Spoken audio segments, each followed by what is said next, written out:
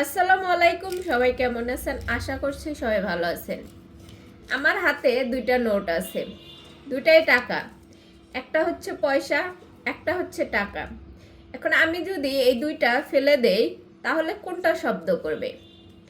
এই থিওরিটা সবাই জানে যে অবশ্যই পয়সা শব্দ করবে, টাকা কোনো শব্দ করবে না। টাকার মান বেশি কিন্তু এটা হালকা, পয়সার মান কম কিন্তু এটা ভারী, যার কারণে পড়লে পয়সাটা শব্দ করবে, টাকাটা শব্দ করবে না। কিন্তু খালি কলসি যেমন বাজে বেশি, ভরা কলসি বাজে না, ঠিক তেমনই আমাদের মানুষের মধ্যেও এরকম। আমরা মানুষ, যাদের বুদ্ধি বেশি, জ্ঞান বেশি, তাদের শব্দও কম, তাদের মানুষকে দেখানোর প্রবণতাও কম। আর যাদের বুদ্ধি কম তাদের মানুষের সামনে জাহির করার প্রবণতা বেশি। এই টাকাটা পড়লে যেমন শব্দ করবে না, কিন্তু এই টাকাটা আপনি যেখানে নিয়ে যাবেন অবশ্যই কিছু না কিছু ভ্যালুয়েবল জিনিস কিনে আনতে পারবেন। এই টাকাটা আপনি ফেলে দেওয়ার সাথে সাথে শব্দ হবে, কিন্তু এটা দিয়ে আপনি খুব বেশি জিনিস কিনতে পারবেন না। ঠিক তেমনই আপনার লাইফে কিছু কিছু ইম্পর্টেন্ট লোক থাকে যাদেরকে আপনি খুব হালকা মনে করেন, যারা খুব একটা শব্দ করে না, যারা পড়লেও ভাঙে না, শব্দ করে না, খুব একটা আমরা দাম দেই না, মানে খুবই পাতলা মনে হয়, কিন্তু সেই মানুষগুলাই আমাদের জন্য খুবই ভ্যালুয়েবল জিনিস। খুবই ভ্যালুয়েবল তারাই যারা এই যে এই নোটের মতো শব্দ করে না, প্লাস হইতেছে এর কোনো ওজন নাই, দেখলে মনে হবে যে এটা হালকা সামান্য, এটার কিন্তু ভ্যালু অনেক বেশি। আর এরকম মানুষের অভাব নেই আপনার লাইফে, যারা কিনা যাদের ওজন অনেক বেশি কিন্তু বাজেও বেশি।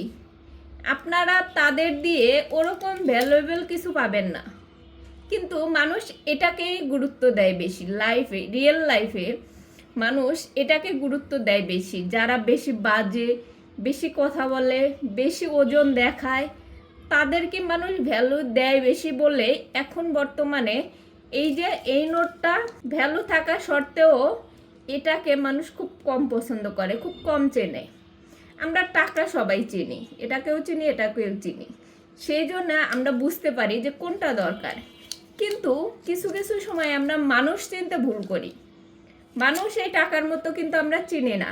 আমরা শুধু যেটা বাজে সেটাকে মূল্যায়ন বেশি করি, যেটা শব্দ কম, যেটার ওজন কম, সেটাকে আমরা খুব কমই মূল্য দিই।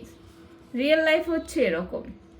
আপনার লাইফে কিছু মানুষ থাকবে এরকম যারা খুব বেশি কথা বলবে না, খুব বেশি ভালোবাসা দেখাবে না, খুব বেশি বাজবে না, যারা পড়লে ভেঙে যাবে না কিন্তু আবার সোজা হয়ে দাঁড়ানোর ক্ষমতা রাখে, তাদেরকে মূল্য দিতে শেখেন। অবশ্যই এরকম মানুষ আপনার লাইফে আছে। আর যাদেরকে আপনি মনে করেন যে তারা পড়ে শব্দ করতেছে, তারা পড়ে আপনাকে আরও বোঝানোর চেষ্টা করতেছে যে আপনি তার জন্য ইম্পর্টেন্ট, কতটা ইম্পর্টেন্ট সেটা আপনি যদি বুঝতে না পারেন, তাহলে আপনি এই ভ্যালুহীন পয়সার মতো এইটাকে বেছে নেবেন। এটাকে আপনি কখনো বেছে নিতে পারবেন না। এই জন্য দুইটার মধ্যে যে পার্থক্য সেটা আপনারা অবশ্যই যাচাই করে নেবেন যে আপনার লাইফে কোন মানুষটার ভ্যালু বেশি, কোন মানুষটার ভ্যালু কম। জ্ঞান থাকা সত্ত্বেও কিছু মানুষ চুপচাপ থাকে, তারা এতটা মানুষের সামনে জাহির হতে দেয় না নিজেকে। আর জ্ঞান শূন্য মানুষ বেশিরভাগ চিল্লাচিল্লি, বেশিরভাগ নিজেকে প্রমাণ করার চেষ্টা করে। আর জ্ঞানওয়ালা মানুষ নিজেকে অতটা প্রমাণ করার চেষ্টা করে না।